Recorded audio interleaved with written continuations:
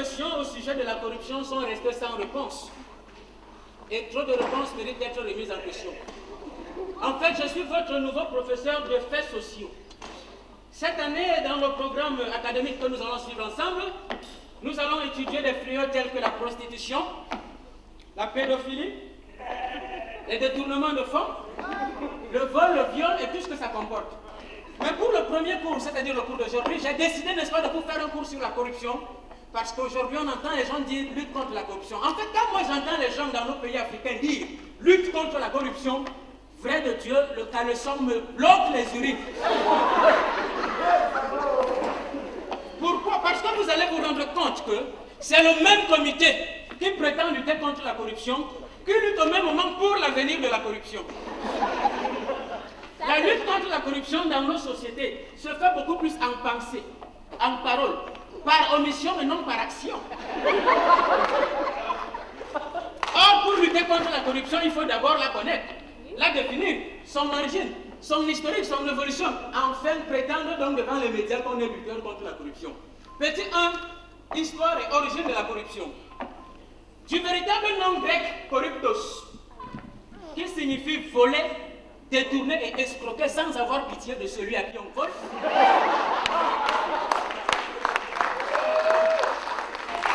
La corruption est une bactérie virulente et résistante qui résiste non seulement aux antibiotiques sociaux que sont la bonne moralité, la dignité, l'honnêteté, la sincérité, mais elle résiste aussi aux intempéries, chaleur, pluie, froid, soleil.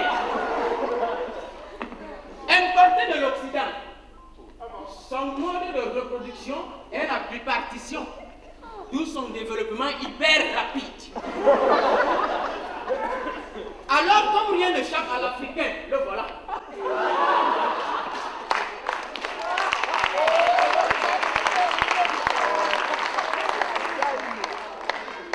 Il copie très bien ce qui est mal l'Africain et très mal ce qui est bien. La corruption a été instaurée, institutionnalisée, adoptée, adaptée, traditionnalisée et imposée dans le système politique africain.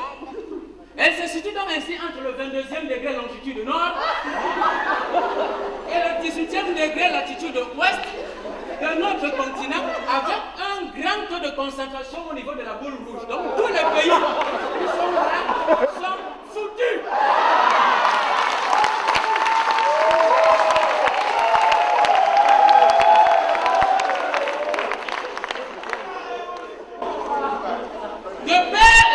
Inconnue. La corruption bénéficie du soutien des parents adoptifs très actifs qui lui fournissent le matériel d'allaitement nécessaire pour sa croissance et son évolution.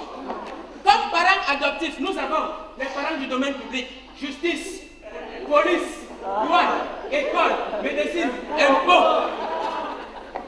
Et comme parents du domaine privé, nous avons AIC, Association des intellectuels chômeurs, CSF, Conseil supérieur de fraude, pour ne citer que ceux-là qui se battent pour la nourrir.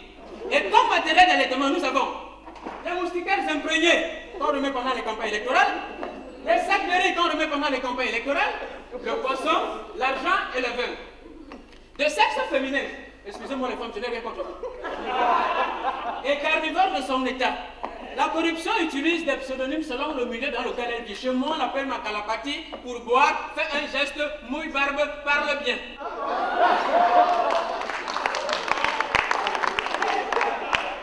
De signe astrologique scorpion, puisqu'elle laisse de véritables morsures venimeuses sur son passage, la corruption est du groupe sanguin AB, c'est-à-dire receveur universel. Elle ne donne jamais.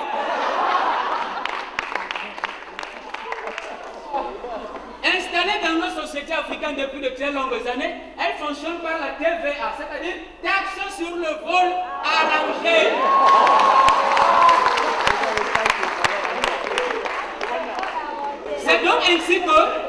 C'est donc ainsi que la corruption s'est définitivement installée dans nos pays d'Afrique et son siège social se trouve dans nos mentalités. Voulez-vous donc continuer l'histoire de la corruption? Oui. À la prochaine édition de Suceo. Merci.